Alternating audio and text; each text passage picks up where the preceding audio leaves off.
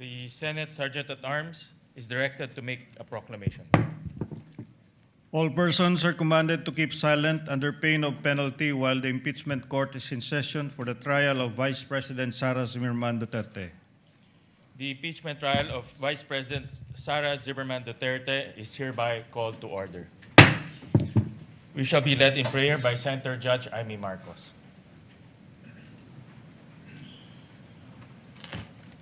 Mahal ng Panginoon, muli kaming lumalapit sa inyo ng may pagpapakumbaba at pagtitiwala. Basbasan po kami ng karunungan at malinaw na pag-iisip sa aming pagtalakay at paghatol sa impeachment ng aming Vice Presidente. Alisin mo sa aming mga puso ang anumang pansariling damdamin o pag-aalinlangan upang magampanan namin ang aming katungkulan ng may ganap na pagiging patas, walang kinikilingan at ayon sa katotohanan at batas. Gabayan mo ang lahat ng kalahok sa paglilitis, ang depensa, ang prosekusyon, ang bawat testigo at ang bawat senador hukom. Pagkalooban mo kami ng lakas, katatagan at integridad upang maisagawa namin ang aming kanya-kanyang tungkulin ng may dangal at pananagutan. Patawarin mo kami sa aming pagkukulang at pagkakasala. Patuloy mo kaming akayin sa landas ng katarungan at kabutihan para sa aming bayan. Magpadala po kayo ng maraming anghel ng katotohanan at ilayo sa amin ang pagpapakalat ng kasinungalingan. Ito ang aming dalangin sa ngalan ni Jesus. Amen. The clerk of court will now call the roll. Roll call of members. Senator Judge Aquino. Senator Judge Cayetano Alan. Senator Judge Cayetano Pia. Senator Judge De La Rosa. Senator Judge Ejercito. Senator Judge Estrada. Senator Judge Go. Senator Judge Ontiveros. Senator Judge Lacson. Senator Judge Lapid. Senator Judge Legarda. Senator Judge Marcoleta. Senator Judge Marcos. Senator Judge Padilla. Senator Judge Pangilinan, Senator Judge Soto III, Senator Judge Tulfo Erwin, Senator Judge Tulfo Rafi, Senator Judge Villanueva, Senator Judge Villar Camille, Senator Judge Villar Mark, Senator Judge Zubiri, the presiding officer, Senator Judge Escudero, Senate President Gatchalian. With 16 senator judges present, the chair declares the presence of a quorum.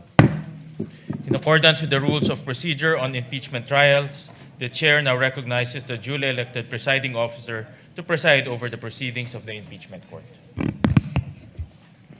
Thank you, Mr. Senate President. If there are no objections, we shall dispense with the reading of the Journal of July 29, 2026 of the Senate sitting as an impeachment court and shall consider the same as approved.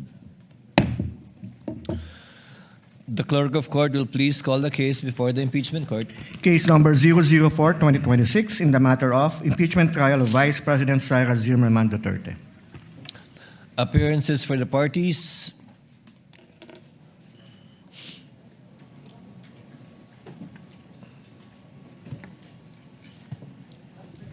Good morning, Your Honor. Same appearance for the prosecution. We are ready, Your Honor. Thank you and good morning. Appearances for the respondent. Good morning, Your Honor. Same appearance for the respondent accused. Thank you, Your Honor. Will the lead prosecutor kindly call their witness for today? Your Honor, may I request that counsel for the panel of prosecutors, Attorney Lorna Kapunan, be recognized. Attorney Kapunan is recognized.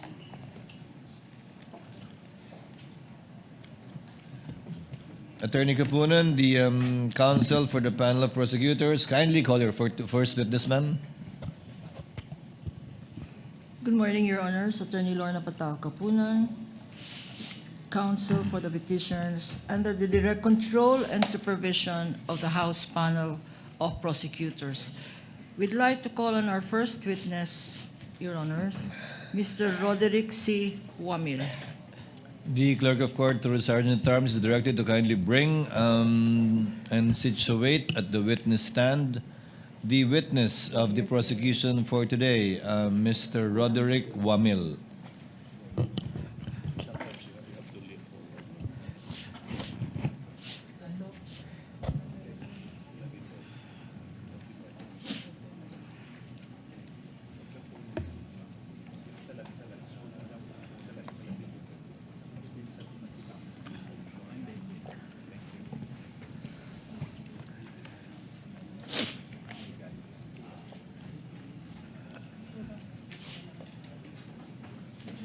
Before you sit down, Mr. Ramil, Clerk of Court is directed to subscribe the witness, or rather put the witness under oath. Apologies.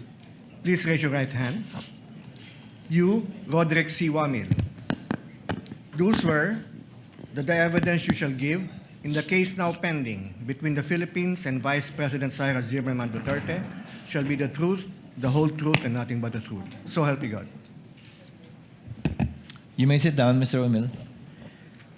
Your witness, counsel for the panel of prosecutors, Attorney Kapunan, you may proceed when you're ready with your offer. Thank you, Your Honor. But before we proceed, senators, honorable senators, and presiding officer, may we flash on the screen page 2 of the pretrial order dated 29 June 2026. Please note from the screen that several admitted facts are stated in the said pretrial order. I call your attention, please, to page 2 of the pretrial order. These are the admitted facts for Article 1 on the misuse and misappropriation of confidential funds. I will not read them anymore, but I'd like to highlight certain admissions. The lady may proceed for the guidance of the senator judges. Thank you, Your Honor. As can be seen from the screen, first, the OVP, Office of the Vice President, had confidential funds in the fixed amount of 125 per quarter.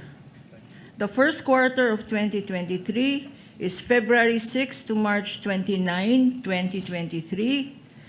For the second quarter of 2023, that is April 25 to June 30, 2023, and for the third quarter of 2023, which covers the period July 14 to September 30, 2023. Fixed amounts per quarter of 125 million. You're referring to paragraph numbers 2.5, 2.6, and 2.7, counsel. Yes, Your Honor. You may proceed. Also admitted is the fact that Gina Acosta was the Office of the Vice President's Special Disbursing Officer, or SDO, in relation to the OVP's confidential funds for the fourth quarter of 2022, as well as the first, second, and third quarters of 2023, as can be seen on the screen. May I ask counsel for the respondent? We confirm that, Your Honor. Thank you, counsel. Likewise, Your Honor, this honorable court presiding officer will recall that in the hearing last Wednesday, several stipulations were made by both parties, and in fact, upon the initiative of Attorney Poa, counsel for the respondent. May I just remind this court what these are, and they will be flashed on the screen for the better appreciation of this honorable court. Both the prosecution and the respondent agreed last Wednesday's hearing to the following stipulations. First, that the OVP issued 4 checks, all in the name of Gina F. Acosta, worth 125 million each on December 20, 2022, January 31, 2023, April 18, 2023, and July 13, 2023. Second, that these said amounts were paid by the Philippine Treasury for the account of the Office of the Vice President. Third, that Ms. Gina Acosta received the amounts of the said checks on December 20, 2022, February 6, 2023, April 25, 2023, April 10, 2023, and July 11, 2023. Likewise stipulated, Your Honor, that the said amounts were paid by the Philippine Treasury for the account. Counsel, Yes, with respect to the last check, what was the date of encashment? You mentioned July 11, or is it July 16? Or should it be July 16? Kindly check your records. Because the encashment cannot be before the date of the check. respondent. What is it?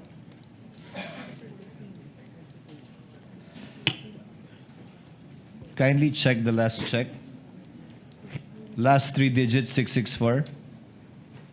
Counsel mentioned that it was encashed on July 11, 2023. Come on, guys. It should be, if I remember correctly, it should be July 16.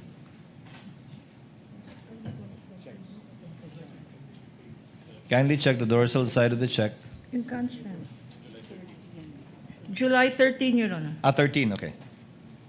The date of the check is July 13, but encashed by the SDO on what date? You said July 11 earlier.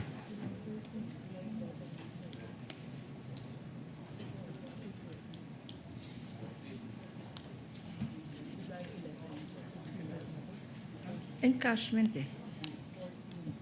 Counsel for respondent, maybe you can help us with this? We are verifying, Your Honor. Kindly validate. Because date of encashment cannot precede or antedate the date of the check.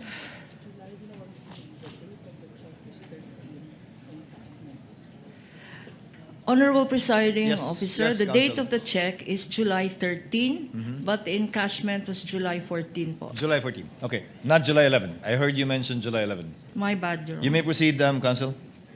That the said amounts were paid by the Philippine Treasury for the account of the Department of Education Office of the Secretary. And lastly, that Mr. Edward D. Fajarda received the amounts of the checks on February 22, 2023, April 26, 2023, and July 13, 2023, which amounts to 112.5 million, Your Honors. May we ask counsel for respondent to confirm this? Your Honors, I really don't want to make a big issue about this, but just on the first stipulation, Your Honors, please. We remember stipulating only as to the ability of the witness to identify the checks and to the authenticity Of the checks. of the checks. Now, I do understand where the counsel for the prosecution is coming from, but perhaps we could just refer to our records in terms of the stipulations made, Your Honors. The presiding officer remembers that the authenticity and due execution of the checks, as well as all the information contained therein, meaning to say the signatories, the payee, the amount contained therein, the date it was encashed, were all stipulated to by the respondent. In not so many words, counsel, you are correct. Yes, Your Honor. As a matter of fact, not only the front side of the check, but the dorsal Including the side. dorsal side, meaning to say the checker, the validator, the... Yes, Your Honors. Yes, they were all stipulated to by the respondent. You are Thank correct, you, counsel. Mr. Presiding Officer. And lastly, Your Honors, please. As you can see in front of you, we have 15 boxes. 15 boxes of confidential funds. For this witness alone, he will be identifying 50 exhibits. Are you proceeding with your offer already, counsel? No, Your Honor. This is in addition to our proposed stipulation, Your Honor. Yes, okay. Proceed. Okay. This witness will be identifying 50 exhibits. The acknowledgement receipts alone for the fourth quarter of the Office of the Vice President will be 845 documents, Your Honor. And not to preempt testimony of the next witness, this next witness will attest to 3,664 documents, of which 3,617 are acknowledgement receipts, Your Honor. My proposed stipulation, Your Honor, since most of these documents, Your Honor, are not documents from the prosecution. These documents are the liquidation documents submitted by the Office of the Vice President and the Department of Education Secretary to liquidate the 500 million confidential funds of the Office of the President and the 116.5 million of the DepEd, Your Honor. Just to emphasize, Your Honor, these are common exhibits. And if counsel, we can flash them on the screen. Most of these are common exhibits. For the Office of the Vice President, we have 14 common exhibits for the period December 21 to 31. For the first quarter of 2023, there are 6 common exhibits, 6 common exhibits as well for the second quarter of 2023, and 5 common exhibits for the Office of the Vice President, Your Honor. And this is a total of 31 common exhibits, Your Honor. For the DepEd, Your Honor, we have 6 common exhibits for the first quarter, 7 common exhibits for the second quarter, and 6 common exhibits for the third quarter, Your Honor. And here is where we ask for stipulation, Your Honor. Since these are prosecution exhibits as well as defense exhibits, and in addition to that, these are documents submitted by the defense themselves to the COA by way of liquidation, Your Honor, may we request for stipulations. For the appreciation of the senator judges and the presiding judge, flashed on the screen are the exhibits we want stipulated, the prosecution exhibit numbers, and the defense exhibit numbers, Your Honor. These are only insofar as the common exhibits are concerned, counsel. Yes, Your Honor, these are only common exhibits. What does the respondent, counsel for respondent, say? Your Honor, may we just ask for, and I apologize for having to request for this, but may we just ask for at least a 5-minute suspension so we can also concur with the prosecution panel and to check exactly what documents they would want to stipulate. Because, Your Honors, we have no problem stipulating, but we also, due to the voluminous nature of the documents, we just want to make sure we're also ensuring the rights for clients, especially, if there are questions on chain of custody, etc. With the permission of my fellow senator Just 5 judges, minutes. this is in the interest of abbreviating the proceedings anyway. Chair declares a 5-minute recess. Thank you, Your Honors.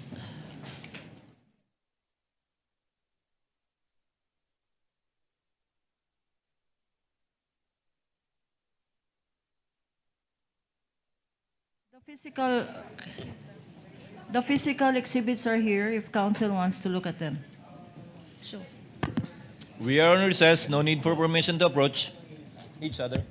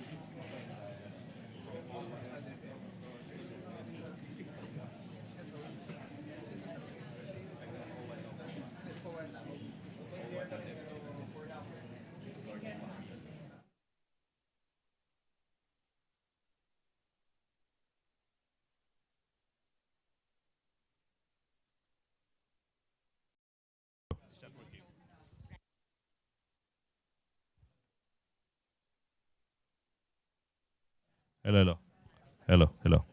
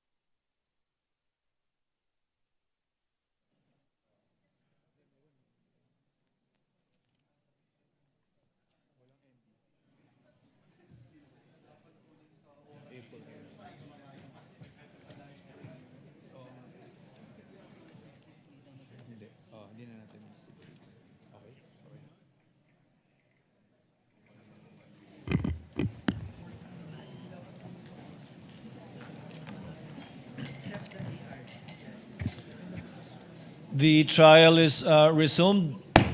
Paumanhin sa mga kapwa ko, Senator Judge, gayon din sa publiko nagsusubaybay sa medyo mahabang panahong ginugol natin para magkomparahan ng dokumento. I assure you this is time well spent because whatever stipulations and or admissions may be agreed upon by the parties will go a long way insofar as abbreviating the proceedings. Counsel for respondent is recognized for his comment to the request for stipulation by the counsel for the panel of prosecutors. Thank you, Your Honor. And Your Honor, I would like to thank the Honorable Court for your patience as well. So upon consulting with my colleagues as well as the opposing counsel, the defense is willing to stipulate on the list of documents provided except for the acknowledgement receipts for the period covering December 21 to 31, 2022. Because one, What period is that again, counsel? acknowledgement receipts for the period covering December 21 to 31, 2022, Your Honor. December 21 to 22 To 31, 2022. to 12/31, 2022. Yes, that's correct. December 21 to December 31, 2022. That's Okay. correct, Your Honors. Your Honors, just for the information of the Honorable Court, although these were labeled as common exhibits, we marked them separately, and there are issues concerning these acknowledgement receipts that I believe will also be touched upon by other witnesses in the future, and for those reasons, Your Honors, we cannot stipulate on the same. How many pieces of documentary evidence would constitute these acknowledgement receipts covering this period, approximately? Approximately at least 900, Your Honors. So that's about 900 over 3,000 plus, counsel for the panel of prosecutors, correct? Your Honor, please, just a logistics issue. I don't think they can hear us at the sound booth po. Who can't hear you? The ones flashing our screen. Are they okay? Okay. Just to address the query of the Honorable Presiding Judge, Your Honor, the acknowledgement receipts constitute 845 documents, Your Honor, for this particular witness and for this particular period, Your Honor.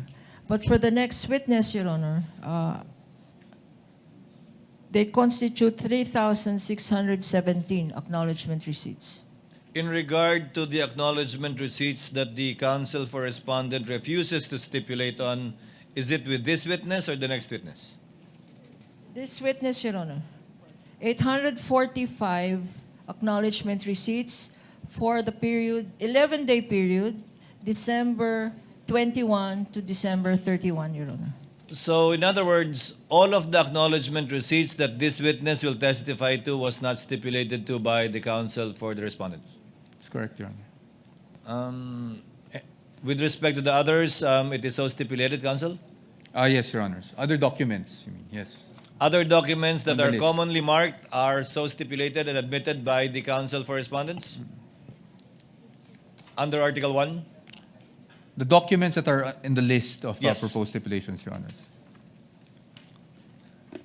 Duly noted. Thank you, Your Honors. Counsel for the panel of prosecutors, you may proceed when you're ready with your offer. Unless you have other stipulations to ask We for. have other stipulations, Your Honor. You may proceed, counsel. Secondly, that the office of the Vice President was allotted confidential funds in the amount of 125 million in December of 2022. We are okay to stipulate with counter stipulation that this was approved by the Office of the President as recommended by the DBM, Your Honor. What does counsel for the panel of prosecutors state?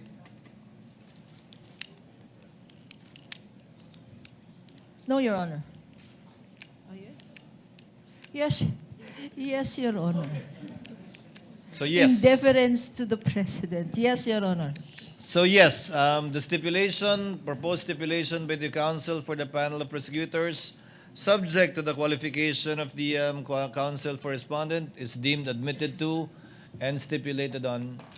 May proceed, counsel. Thirdly, Your Honor, as can be seen on the screen, the DepEd was allotted confidential funds in the fixed amount of 37.5 million quarterly.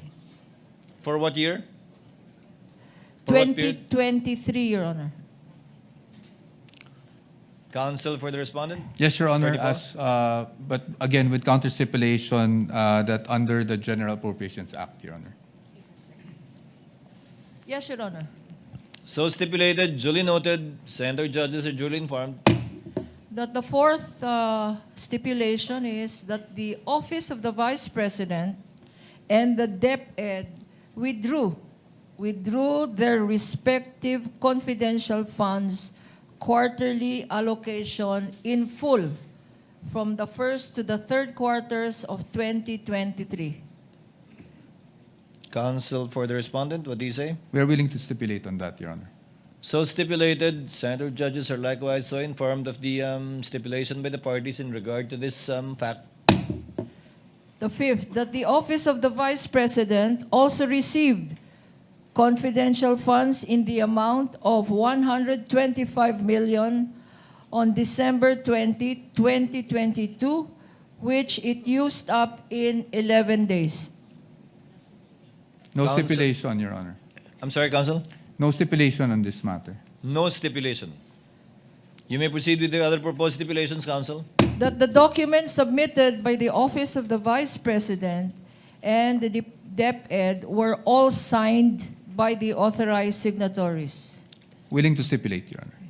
What exactly does that mean, Counsel for the panel of prosecutors? The documents submitted by the OVP were all signed by the authorized signatories, meaning those that signed the checks, those that received the checks. What about the acknowledgement receipts? Also the acknowledgement receipts, Your Honor. The disbursement vouchers, the liquidation reports, Including the the... accomplishment reports, all of which they have already stipulated, Your Honor. Okay. Is that clear, Counsel for the respondent? Yes, Your Honor. So stipulated, duly noted.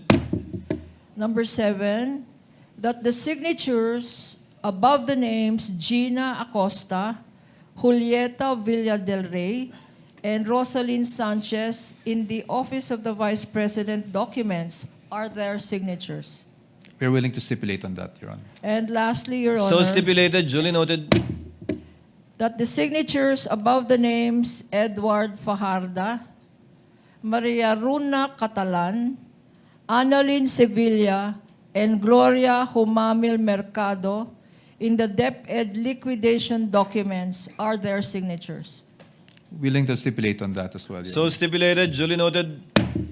Thank you, and we would like to thank counsel for the respondent for Thank you, Your Honor. the stipulations. We would like to and, thank the parties as well for abbreviating the proceedings and assisting this court in so far as shortening. I think it has saved the Senate judges 10 boxes, Your Honor. How many in total again? We have 15 boxes, Your Honor. That's 2/3. It's Good enough. two-thirds. We Counsel do- may proceed with their offer for the testimony of this witness unless there are other stipulations. If there are none, you may proceed, Counsel, when you're ready. Your Honors, please, we are offering the testimony of Mr. Roderick C. Wamil to prove the following. First, that Mr. Wamil was a state auditor of the Commission on Audit, Intelligence, and Confidential Funds.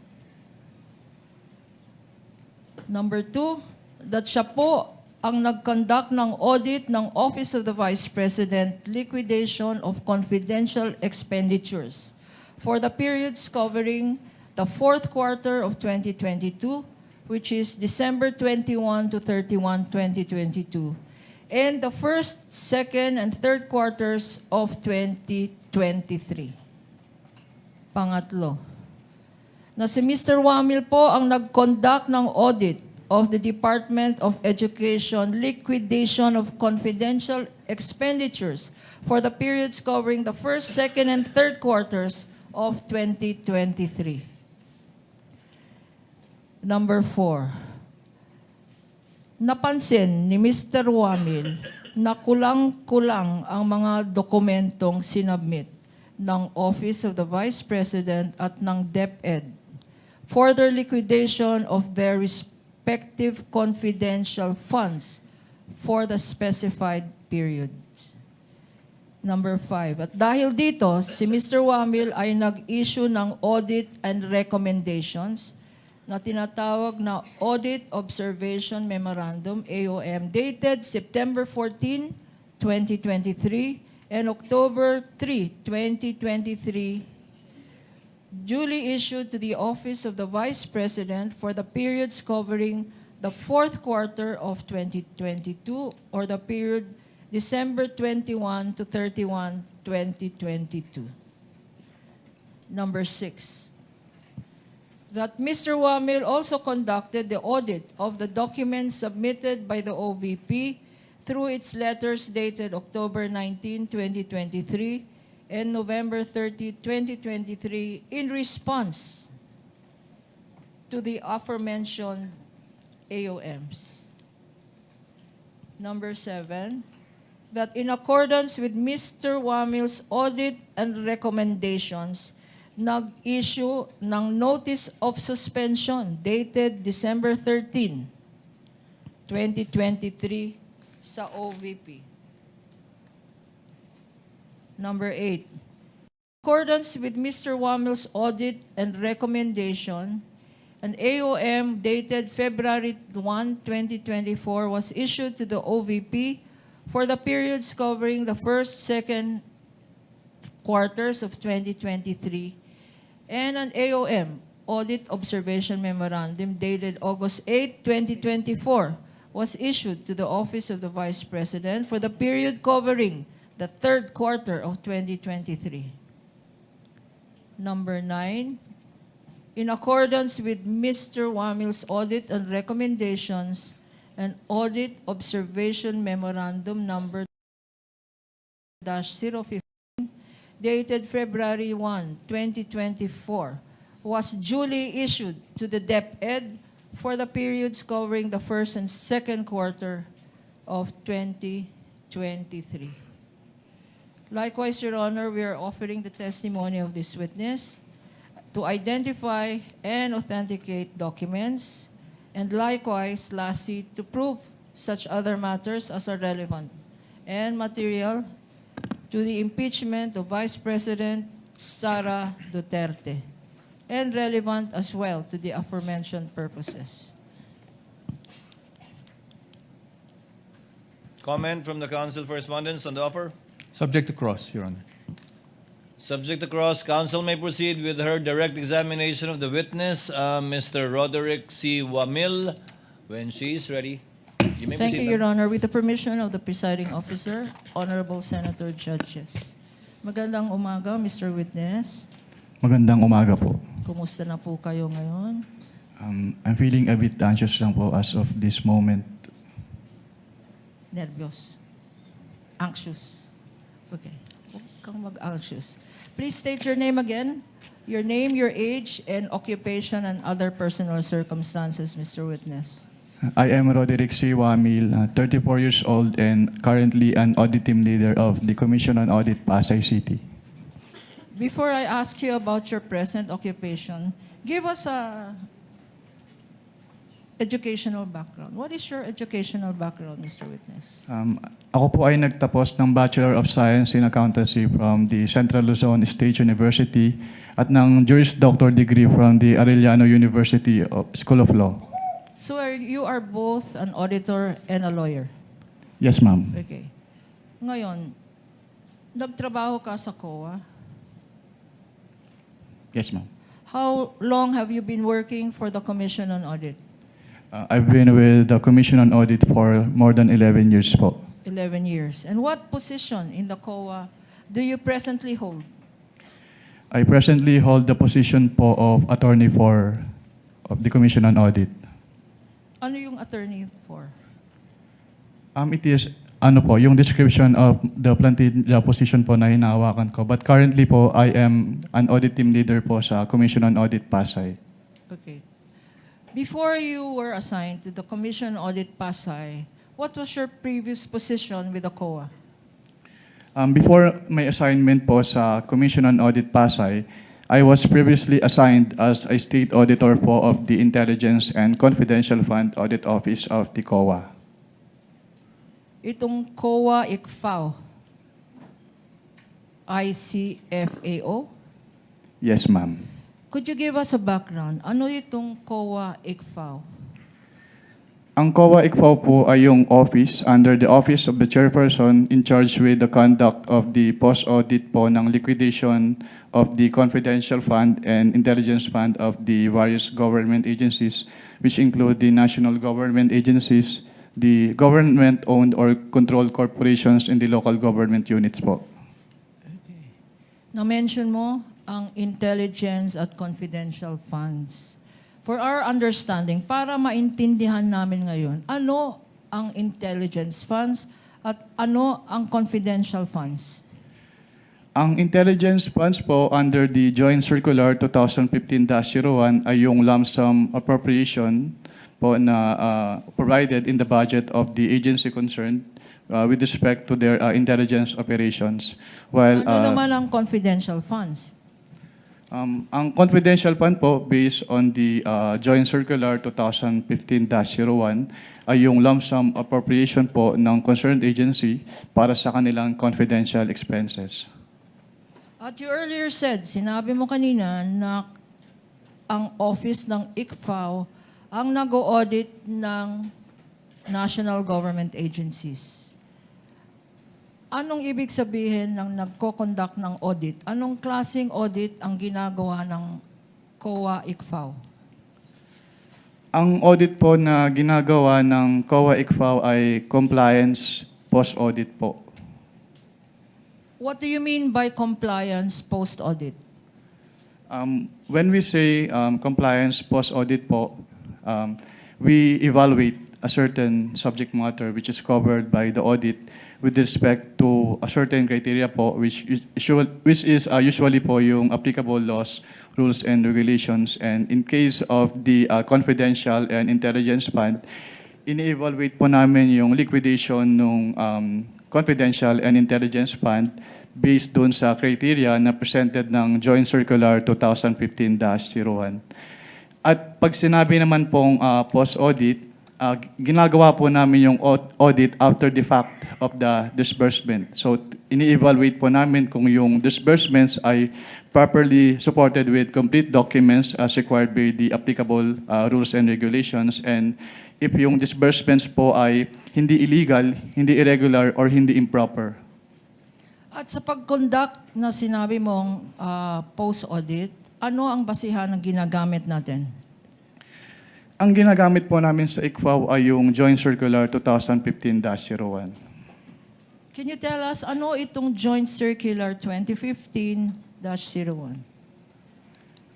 Ang Joint Circular 2015-01 ay yung nagpo-provide po ng guidelines on the entitlement, the use, the release, the reporting po at yung audit ng confidential fund at ng intelligence fund of the various government agencies. If I show you a document now entitled, and this for appreciation of the Honorable Senate Impeachment Court is being flashed on the screen with the permission of the presiding officer. Council may do so and may proceed. I'm showing to you now a document entitled the Joint Circular 2015, which for identification has been marked as Exhibit P-1-4 for the prosecution. -E. Showing to you this document, we have here, Your Honor, we're being assisted Assisting here by counsel may approach. our Associate Attorney Mark Penny. Likewise, assisting counsel for the respondent may approach Thank you, Your Honor. the witness.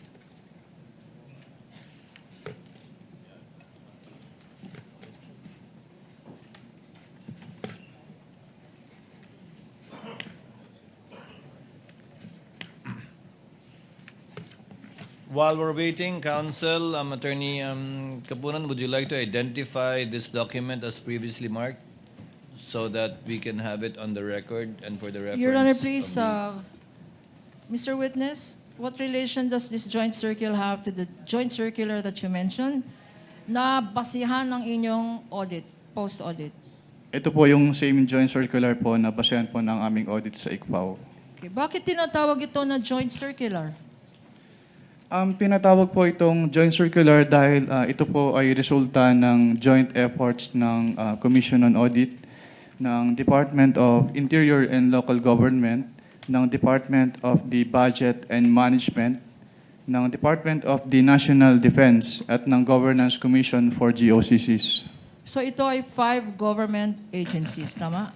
And since when naging basihan ito ng mga post-audit ng national government agencies?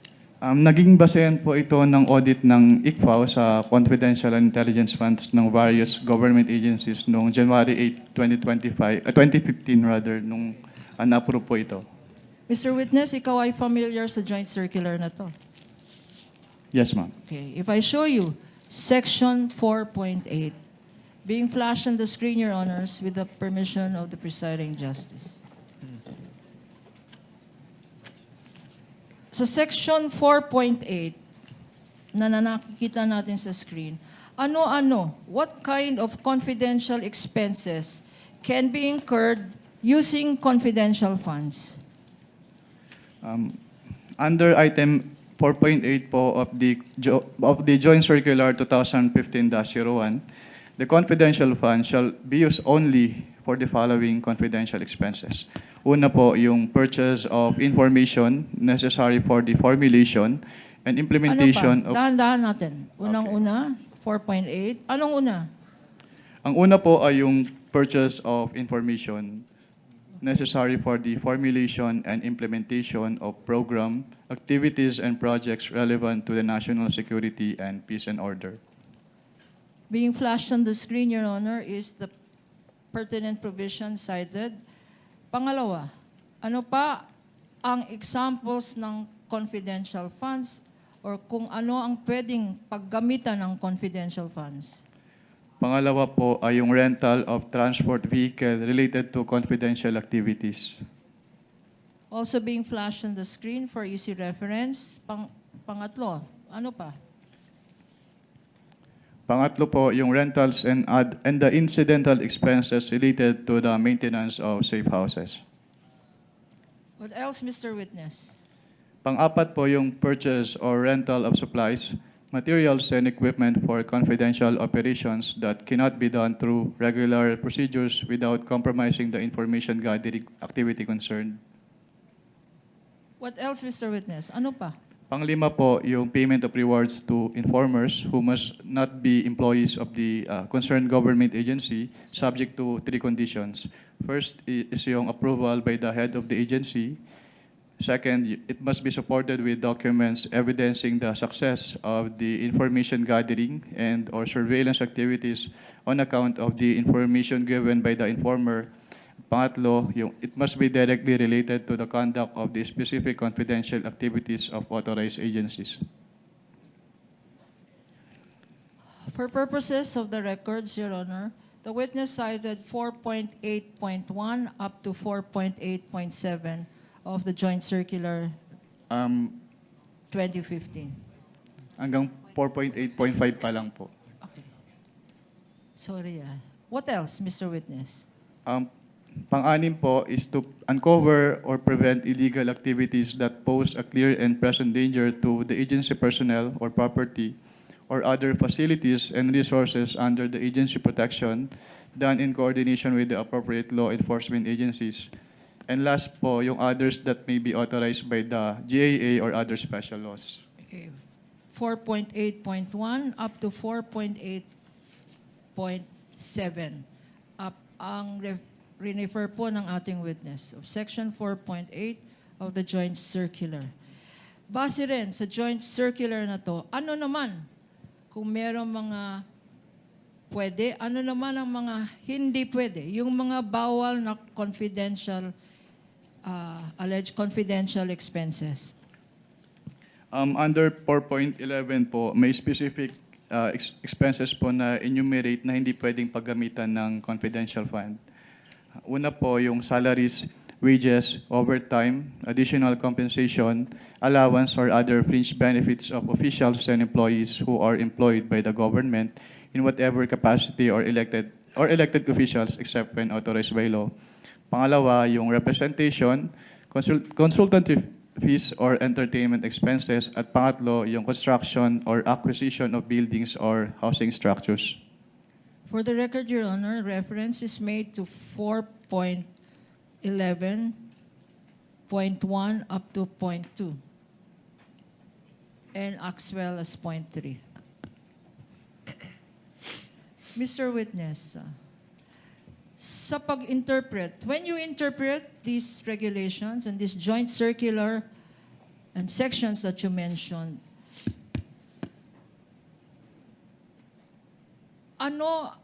what terms of compliance are you thinking about? Ito ba ay substantial compliance or strict compliance? Strict compliance po, Madam. Bakit, Mr. Witness? Why do you follow strict compliance instead of substantial compliance? We follow po strict compliance since what is involved po ay public funds. So dapat strict yung accounting and auditing rules to prevent yung misuse ng fund. At and this is expressly stated in the joint circular. What you said, strict compliance. Yes, ma'am. Okay. Now, 9 years you said sa COA ICFAO. With the permission of counsel, Mr. Witness, it is mentioned in the JMC that it should be strictly interpreted, and you said it's in the JMC. Where? Sa last paragraph po ng 1.0, Your Honor. Last paragraph ng 1.0. So in the rationale. Yes po, Your Honor. Thank you. You may proceed, counsel. Now, Mr. Witness, you mentioned earlier na 9 years ka na with the COA ICFAO at meron kang mentioned that you post-audited certain government agencies. During your term, what years were you, incidentally, with the COA ICFAO?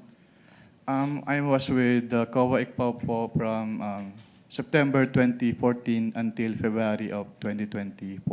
Okay. In this period of time, from 2014 to 2024, could you tell us how many vice presidents have you audited? Ang tanging nung time lang po ni Vice President Sara Duterte. But there were 3. Who were the vice presidents during this period? Ang naging mga Vice Presidente po since I assumed with ICFAO in 2014 ay si dating Vice President Binay at si dating Vice President Leni Robredo at yung ating incumbent Vice President po na si Sara Duterte. So 3 vice president, Vice President Binay, Vice President Robredo at Vice President Sara Duterte. Sino-sino sa kanila ang inaudit mo tungkol sa confidential funds? Ang buhat po nung nag-assume ako nung 2014, tanging si Vice Presidente Sara Duterte lang po yung aking na-audit na may Bakit, confidential fund. Bakit, Mr. Witness? Bakit Vice President Sara Duterte lang ang inaudit mo ng confidential funds? Dahil po, since nung nag-assume po ako ng 2014 sa ICFAO, wala pong naging appropriation for confidential funds si dating Vice President Binay at si dating Vice President Robredo. Tanging si Vice President Sara Duterte lang po yung nagkaroon ng appropriation for the confidential funds. And in the same period of time, 2014 to 2024, kasama ba sa mga national agencies na minention mo ang Department of Education? Yes, ma'am.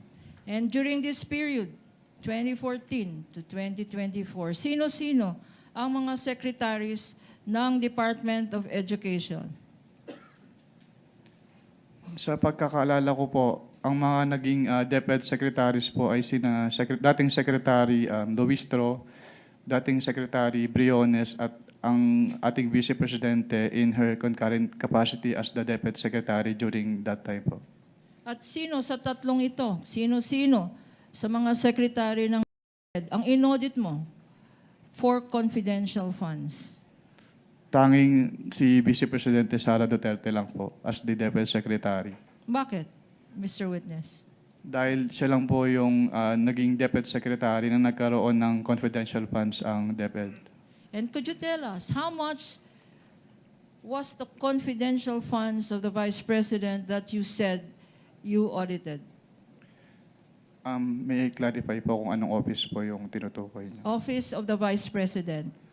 Sa Office of the Vice President po, ang kanilang naging confidential fund ay from the fourth quarter of 2022 until third quarter of 2023 ay 125 million pesos per quarter. So ang total po nun ay 500 million pesos. Magkano naman ang confidential funds na inaudit mo sa DepEd, Department of Education? Ang inaudit ko naman po sa Department of Education, since ang kanilang cash advances ay from the first quarter of 2023 until the third quarter of 2023, at meron silang 37.5 million pesos quarterly cash advances. So ang naging total po nun ay 112.5 million pesos. Thank you, Mr. Witness. Ngayon, you said that you conducted the post-audit of both offices. Pag nagko-conduct ng post-audit, ano ang rini-require na documents para sa confidential funds? Ang nire-require po namin na documents ay yung mga requirements as provided under the Joint Circular 2015-01 o yung mga tinatawag na liquidation documents po. Ano-ano ang mga liquidation documents na to? Based on the Joint Circular po, yung mga liquidation documents na yun ay yung kanilang liquidation reports, yung disbursement voucher na ginamit nila, yung land bank checks, yung obligation request, yung kanilang physical and financial plan, yung kanilang accomplishment reports po, and yung proof of submission known to the Office of the President, the Senate President, and the Speaker of the House, yung certification of the accountable officers on the utilization of the confidential fund, yung designation po ng special disbursing officer kapag hindi si head of agency yung magiging disbursing officer, yung fidelity bond ng accountable officers at yung kanilang specimen signatures po. Okay. Your Honor, please, these liquidation documents submitted by the Office of the Vice President and the DepEd are among the stipulated documents of the counsel for the respondent, Your Honor. But for easy reference, may we also ask permission to flash them on the screen for the better appreciation of the senator judges. And may Counsel? I ask, I'm sorry. Please proceed. And may I ask Attorney Peña to please show these documents to our witness for purposes of comparison. Assisting counsel may approach the witness. Likewise, the respondent, assisting counsel for the respondent. Thank you.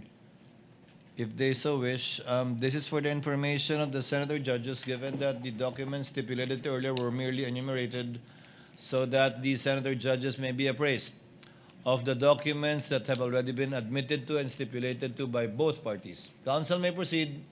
Thank you, Your Honor. Since stipulated, there's no need really to compare. But I am showing now to you, and this is being flashed on the screen with the kind permission of presiding judge, a copy of a fiscal financial plan approved on December 13, 2022, marked as Exhibit P-1-14 for the prosecution.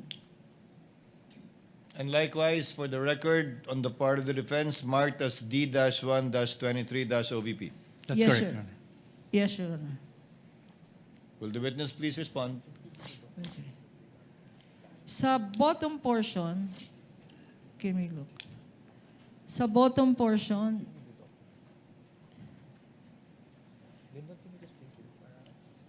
There appears a signature under the words. Meron pong signature sa words. Approved by. There. Anong ibig sabihin ng approved by?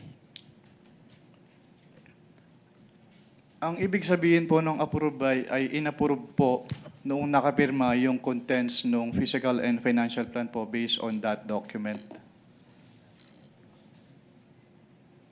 Okay. At sinabi mo, approved by ay inapprove. Kung sino man ang nakalagay na signature dyan. Kaninong signature naman ang nasa bottom portion ng ating Exhibit -1-14? Kay Vice President Sara Duterte po. Why are you familiar? Bakit mo kilala? Bakit mo alam ang signature ni Vice President Duterte? Dahil among their submissions po ay yung kanilang specimen signatures at kasama po doon yung specimen signature po ni Vice President. At yung kanyang pirma po doon sa specimen signature submitted ay kaparehas po ng pirma niya dito sa physical and financial plan na ito. Pinakita sa iyo ang isang physical financial plan which you said is a faithful reproduction of the submissions. And this is now being shown on the screen. Ano ang observations mo dito sa physical and financial plan approved on December 13, 2022? Hindi po siya compliant to the joint circular dahil yung first column, which is the programs, activities, and projects, hindi po in-indicate nung OBP yung kanilang specific confidential activities na kanilang paggagamitan ng confidential fund as required under item 4.2 of the joint circular. Hindi ito specific according to you and according to 4.2 of the joint circular. Can you please enlighten us? Ano itong section 4.2 ng joint circular? Under item 4.2 po ng joint circular, all requests or allocations for CF must be supported with a physical and financial plan which must indicate the proposed amount allocated for each program and activity dahil ito po yung magiging basis for the disbursement ng kanilang confidential fund. At yung mga sinabi mo, nakikita ba dyan sa dokumentong yan? Wala, based po on this submitted physical and financial plan, hindi po nakikita rito yung kanilang specific confidential activities na kanilang pagbabasihan sa kanilang disbursement.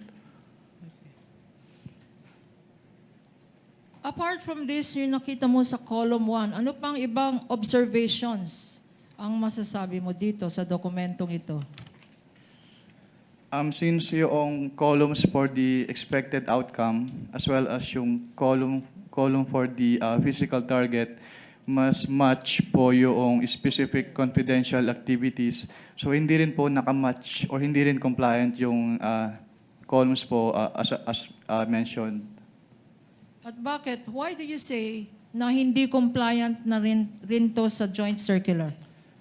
Dahil po, since hindi naman in-indicate po dito ni Office of the Vice President yung kanilang specific confidential activities, so hindi po na-match based on the information as presented po sa document na ito, yung laman ng expected outcome at yung physical target doon sa kanilang specific confidential activities. And as you stated, what express provision of the joint circular does this violate? The item 4.2 po of the joint circular 4.2 na 2015-01. pinakita natin sa screen. Okay. Our next document, Mr. Witness, which we shall show you, is now a certified true copy of Land Bank of the Philippines check number 00002444027,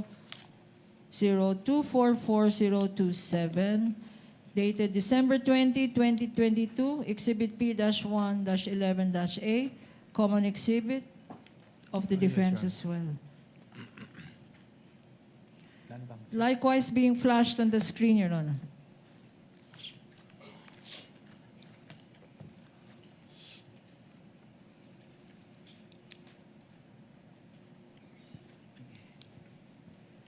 Mr. Witness, what is the significance? Ano ang significance ng check na pinapakita na to in relation to your audit of the Office of the Vice President's confidential funds? Ang significance po ng cheque ay ito po yung proof na pwede na nilang i-withdraw yung kanilang cash advance. Okay. Na pwedeng i-withdraw na yung cash advance. Ngayon naman, punta tayo sa another document. I will show you now a disbursement voucher dated December 20, 2022. Again, common exhibit. For the prosecution, this is Exhibit P-1-10-A. For the period December 20, 2022.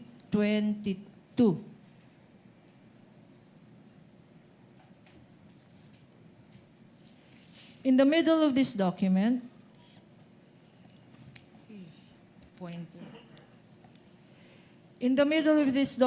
there appears a signature under the words, quote, certified expense, cash advance necessary, lawful and incurred under my direct supervision and control. Okay.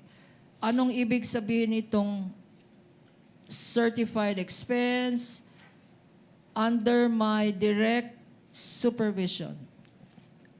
Your Honors, What is kindly, the we would pleasure like of to object on that counsel for one. the respondent? Your Honors, that calls for a conclusion of law. I'm Based on sorry, the- counsel? That will call for a conclusion of law on the part of the witness, Your Honor. They're asking for what that means for the witness. Only insofar as how the witness interprets this provision, given that he audited these documents and are part of the submission. Witness may answer. Based on this disbursement voucher po, sinertify po ni Vice President na yung kanilang cash advance ay kailangan naayon sa batas at na-incur po under her direct supervision. And there is a signature here in this document. Whose signature is this, if you know? May I clarify po kung anong signature po yung tinutukoy? Ayong sa Above the name, Sara Z. Duterte. That is the signature po of the Vice President Sara Duterte. What else, if any, observation can you make as regards this document? Under the particulars portion po, nakalagay na yung cash advance is for calendar year 2022, which is not compliant po with the joint circular. Since under the joint circular po, the disbursement voucher shall state the duration of the implementation of the project. Pero since this cash advance is for the fourth quarter 2022, so hindi po tama yung nakalagay dito na yung cash advance is for the calendar year 2022. At ano naman again? Ano ang violation nito sa joint circular? May I refer po to the joint circular, Your Honor, for the specific provision? Witness may refer to the joint circular previously marked.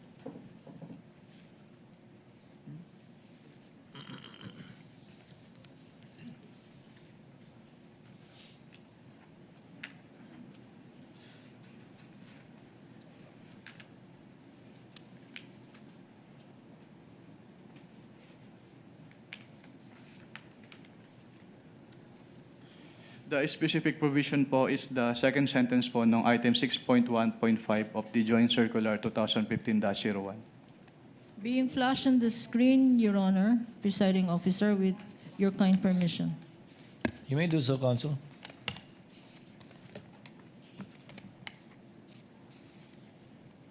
Can you read for the record 6.1.5? 6.1.5 of the joint circular, cash advances shall be limited to the requirements for 3 months. The disbursement voucher shall clearly state the duration of implementation of the projects. If the implementation of the project will extend to more than 3 months, additional amount may be granted only after the liquidation of the previous cash advance. If, on the other hand, cash advances are drawn monthly, liquidation shall be done monthly. Cash advances shall be granted only upon the certification of the agency accountant stamped or printed on the disbursement voucher that previous cash advance for the same purpose, project, or activity given to the SDO requesting cash advance has been liquidated and proper accounting thereof was made in accordance with this joint circular. Okay. Ngayon naman, I will show you. Kasi liquidation ang pinag-uusapan. I will show you a liquidation report dated January 10, 2023. Again, common exhibit. This is Prosecution's Exhibit P-1-9-A. A liquidation report dated January 10, 2023. In the middle of this document, by the bottom, there appears a signature under the words, certified purpose of travel cash advance duly accomplished. Mr. Witness. And this certification, Counsel, just to correct you, certified purpose of cash advance duly accomplished. There's no word travel. yes, Your Honor. Do you confirm, Counsel? You may Yes, proceed. Your Honor. Certified purpose of travel cash advance Of cash advance. of cash advance duly accomplished. Yes. You may Thank you proceed, for Counsel. thank you for the correction, Your Honor. What does this mean in terms of your audit? This means po na sinertify po ni Vice President na yung layunin ng cash advance ay kanilang na-accomplish. And you said the Vice President.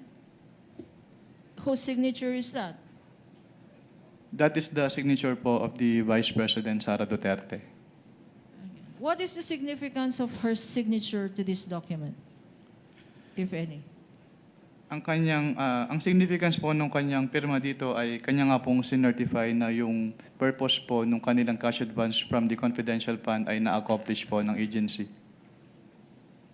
And what are your observations? Anong ang mga observations mo, if any, sa dokumentong ito?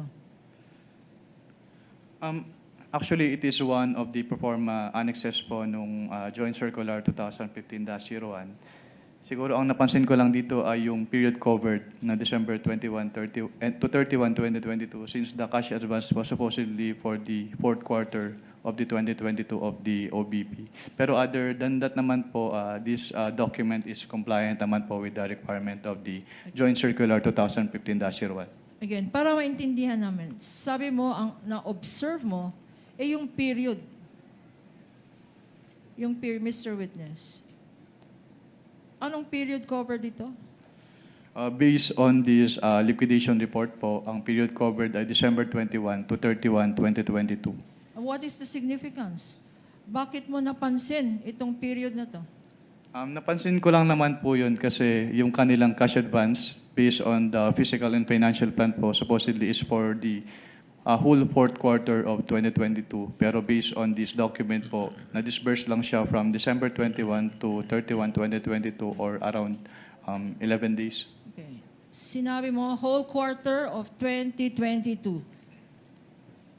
September, November, October, sandali. Can you enlighten me anong quarter dapat yun? October, November, December. Ang Yes. sinasabi mong 3 quarters. 3 months po. 3 months for the fourth quarter. Tama? Yes, ma'am. 3 months for the fourth quarter, pero sabi mo ang ginastos na funds. Magkano ang ginastos na funds? Based on the documents po submitted, 125 million pesos po. In these 3 quarters? 3 months? Based on the document po, it was supposed to be spent for the fourth quarter of 2022. So 3 months po, supposedly. Based on Bakit their supposedly, Mr. Witness?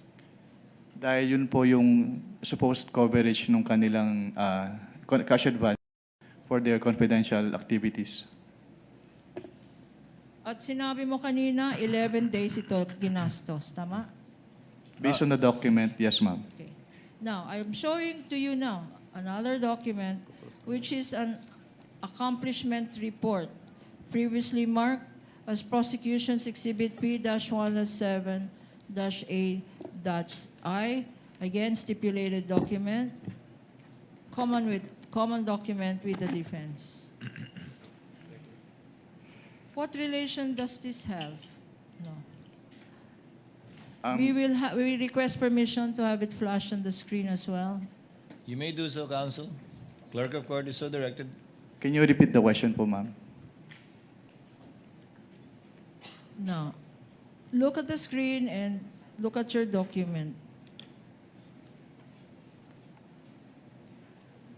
What is the relationship of this accomplishment report that I am showing you in relation to those documents submitted by the Office of the Vice President? This is the same accomplishment report po na sinamit ni Office of the Vice President sa ICFAO. Okay. And there appears here in this document under the words approved by. Whose signature is this? It is the signature po of the Vice President Sara Duterte. And the annotation approved by, in terms of your audit, what does this signify, if any? It signifies po that the signatory or the Vice President approved the contents of this accomplishment report. No. In relation to this particular document, what observations, ano-ano ang napansin mo sa dokumentong ito? Napansin ko po na hindi po in-enumerate ng Office of the Vice President yung kanilang specific confidential activities na kanilang ginawa. Kailangan bang enumerate yan? Mga Yes, ma'am. activities na yan. Dahil- Bakit, Mr. Witness? Doon po kasi namin tinitignan sa audit ng ICFAO kung yung kanilang confidential expenses or activities ay compliant doon sa item 4.8 ng Joint Circular 2015-01 para malaman po namin kung yung kanilang expenses ay among the allowable expenses as provided under the Joint Circular 2015-01. So what basis did you have to determine if these were allowable expenses kung wala naman dokumento? Katulad nga po nung sinabi ko, ang basis namin to determine if allowable expenses ay yung item 4.8 of the Joint Circular 2015-01. Now, I'm now showing to you a certified copy of the Office of the Vice President certification dated January 10, 2022, notarized on January 16, 2023.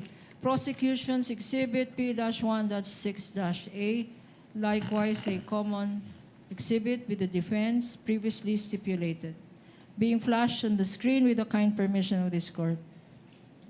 Counsel may do so.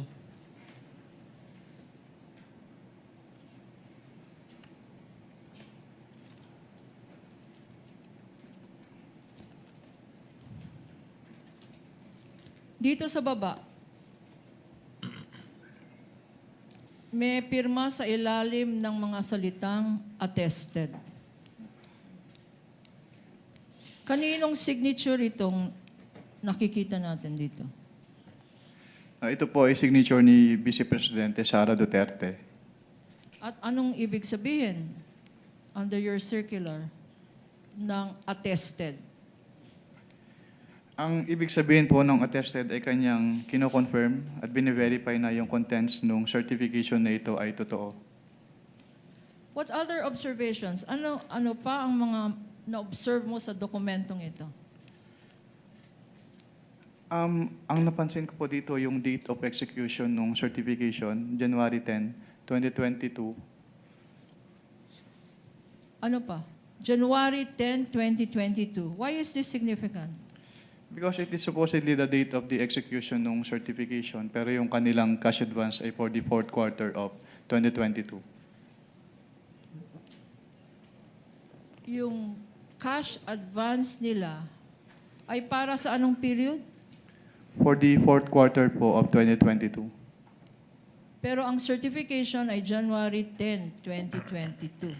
Yes po, based on this document po. And based on this document, when was it notarized? It was notarized po on January 16, 2023. 2023. Okay. Ano naman? In your observation, what provision of the joint circular, does this certification violate? If you Actually, ito po yung isa sa proforma annexes ng joint circular. So, wala naman po kaming nakitang violation aside from the date of the execution. No. So yung sinasabi mo, nakikita dito, yung discrepancy ng mga dates. Based on this document po, yes ma'am, may discrepancy yung dates. Okay. Now, dahil dyan, what action did you take, if any? After what po ma'am? After itong nakikita mong certification.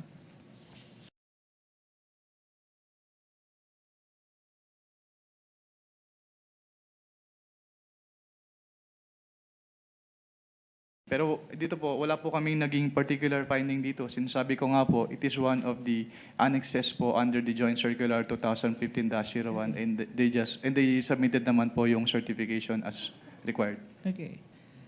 Earlier, nagpakita tayo ng certain liquidation documents, yung physical and financial plan, yung disbursement vouchers, yung land bank check, yung liquidation report. What actions did you take, if any, after your evaluation of these documents submitted by the Office of the Vice President? After the evaluation po of those documents, since I noted that the documents are not compliant with the requirements of the Joint Circular 2015-01, I drafted po an audit observation memorandum which I submitted for review to my division chief. Can you tell us, Mr. Witness, anong ibig sabihin ng Audit Observation Memorandum or AOM? Ang audit observation memorandum po under the Joint Circular 2015-01 ay written notification to the accountable officers explaining to them or informing them the deficiencies po noted during the audit and requiring them to submit an explanation or to submit the documents being sought po doon sa AOM or both. So, itong AOM was on account of sinasabi mong discrepancies. Yes, ma'am. Na-point out mo na dito sa Honorable Court. Now, if I show you a copy of this audit observation memorandum that you mentioned, please identify the same. Assisting counsel for both parties may approach the witness. Your Honor, please, again, this is a common exhibit. This is Exhibit P-1-12-A, dated September 14, 2023, for the prosecution. Likewise, a defense exhibit, Your Honor.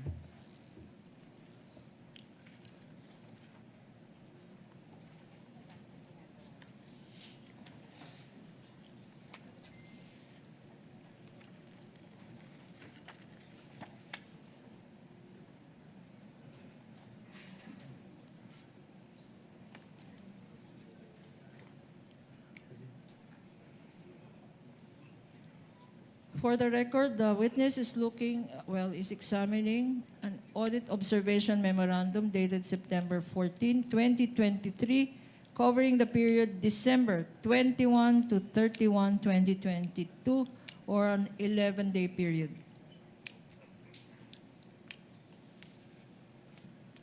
Proceed, counsel.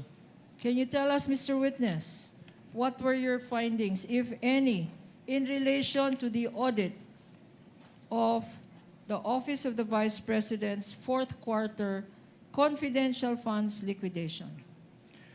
Yung audit po ng confidential fund ng fourth quarter of 2022 of the OBP disclosed that, una, yung kanilang physical and financial plan ay hindi compliant dun sa requirements ng Joint Circular 2015-01 dahil hindi po in-indicate ng OBP yung kanilang specific confidential activities na paggagabitan nila ng kanilang cash advance. So una, hindi compliant ang physical and financial plan ng Office of the Vice President. Opo. And under the same item din po, yung kanilang accomplishment report ay hindi rin compliant dahil hindi rin po naka-indicate doon yung kanilang specific confidential activities na pinagamitan nila ng kanilang cash advance.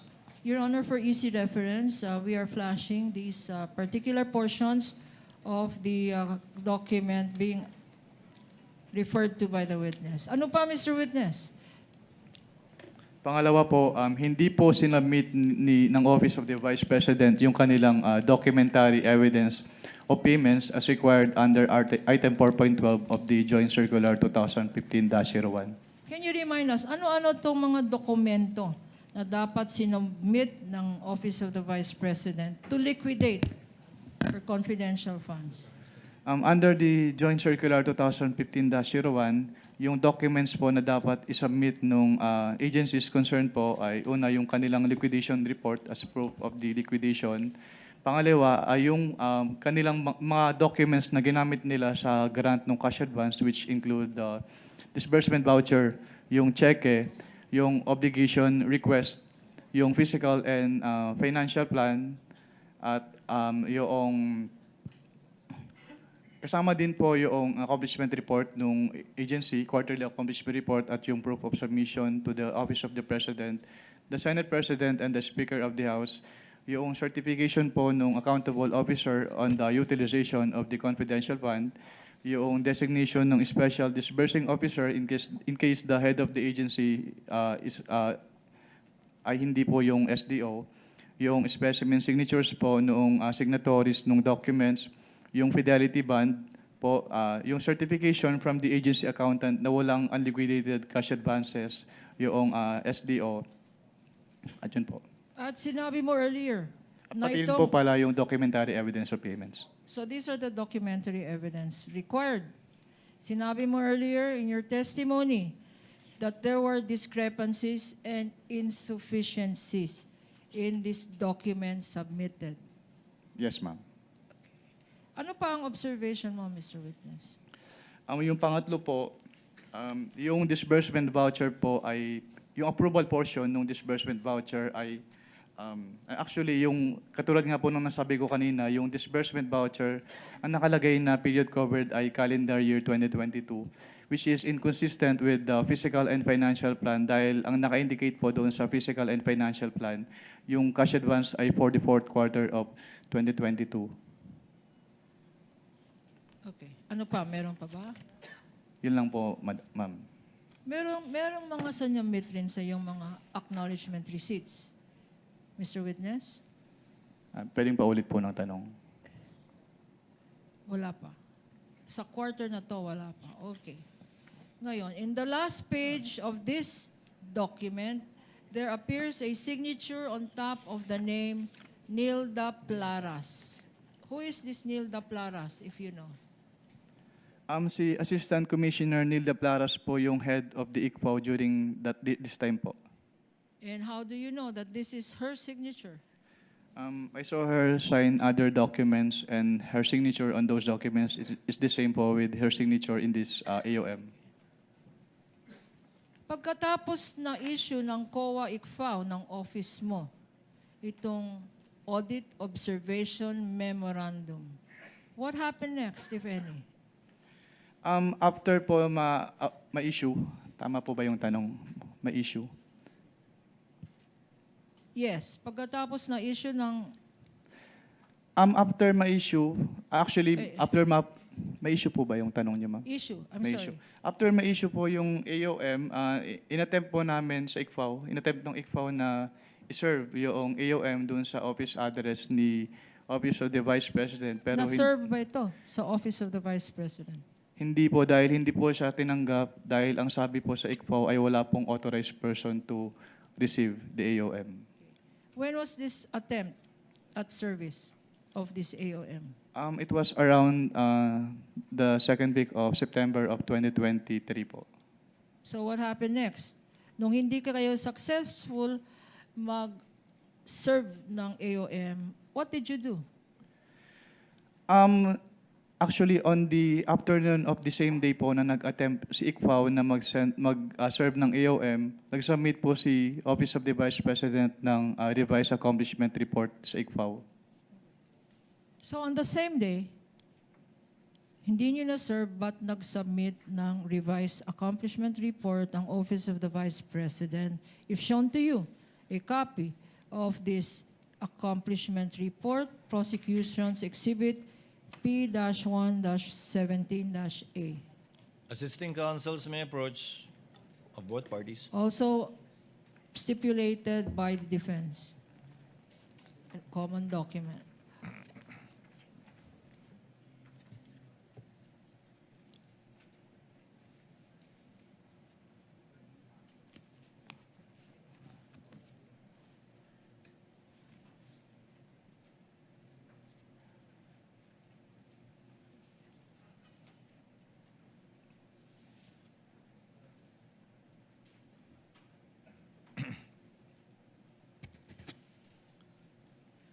Mr. Witness, ano ang significance, if any, nitong revised accomplishment report?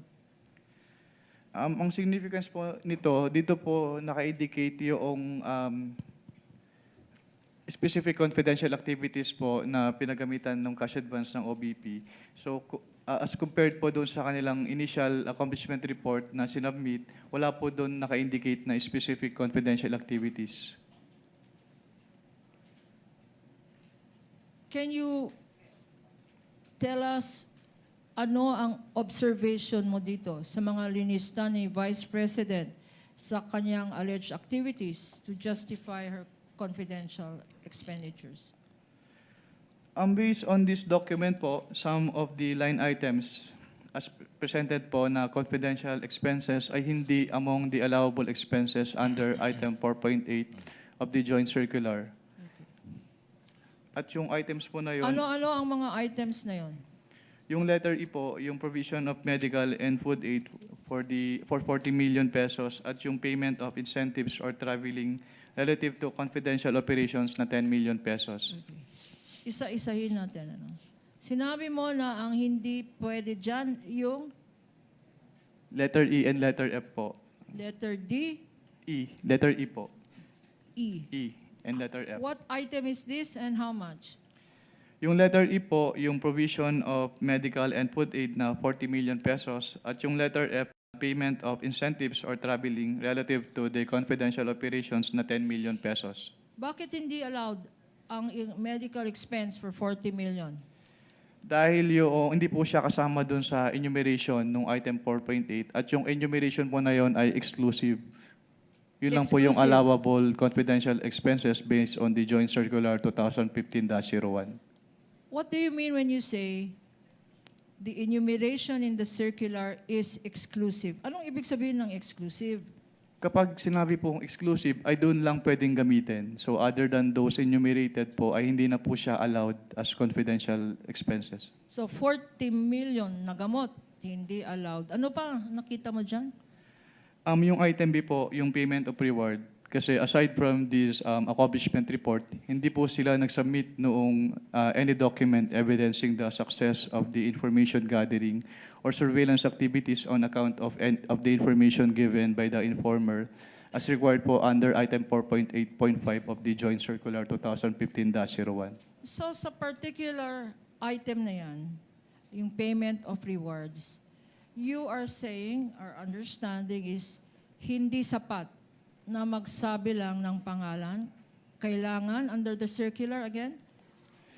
Ang sinasabi po ng circular ay dapat mag-submit sila ng document supporting the payment of reward na nag-evidence ng successful surveillance activity or information gathering on account of the information given by the informer. So kung may payment of reward, dapat may supporting document na nagpapatunay na successful ang result ng activity na yan, yung information gathering. Ang tanong sa iyo, Mr. Witness, meron bang mga dokumentong sinubmit to show the success of that surveillance? As of the time po na sinamit itong revised accomplishment report na ito, wala na po silang ibang sinamit na document evidencing the success of the information gathering or or surveillance activities. We now go to anything else. Mr. Witness, what happened? Nung sinubmit ba ng Vice President yung sinasabi mong revised accomplishment report, rinevise nyo rin ang findings nyo sa audit observation memorandum? Objection, Your Honor, leading. With the permission of the, objection is sustained. With the permission of the parties, earlier it was agreed by the senator judges that we would be pausing hopefully in time for lunch really, and it has gone beyond already 12 o'clock. So before proceeding to I presume, a common exhibit previously stipulated to by both parties, you're referring to the AOM of October 3, 2023. Let's pause in the meantime with the permission of the parties, again in compliance with the agreement earlier made among the senator judges. And we shall resume at 1 o'clock in order to afford the parties enough time for lunch. And again, with the indulgence of Attorney Kapunan, let's continue with the common exhibit stipulated to by the parties.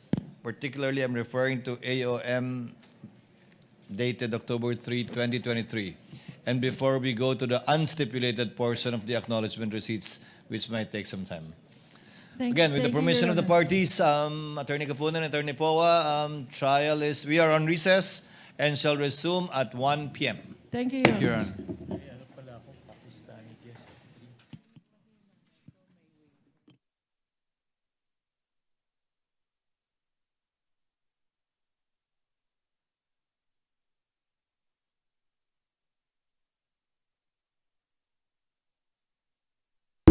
Honor.